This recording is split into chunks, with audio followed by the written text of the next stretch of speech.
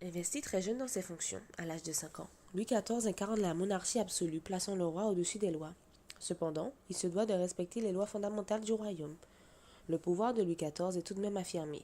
Sacré en 1654, il décide en 1661 de ne plus avoir de ministre principal et d'exercer personnellement la direction des affaires. Le château de Versailles qu'il occupe à partir de 1682 fixe la cour jusque-là itinérante, permettant de contrôler la noblesse des pays. C'est le centre du pouvoir royal, en même temps qu'une manifestation architecturale et artistique de la puissance royale du roi Soleil. La révocation de l'édit de Nantes en 1685 contribue à affaiblir la prospérité française. Il défend et impose la loi catholique dans tout le royaume. C'est sous Louis XIV que le premier empire colonial français devient une priorité économique et politique. Les départements et les régions d'outre-mer constituent les traces de cet empire colonial dans la France d'aujourd'hui. La participation de la France à la traite négrière doit beaucoup à la volonté du pouvoir royal de favoriser le grand commerce français. Du royaume des Capéties à une monarchie absolue, chaque roi a supposé sa pierre à l'édifice, en passant par l'instauration de la monnaie royale, le français comme langue officielle, puis l'édit de Nantes qui fut révoqué.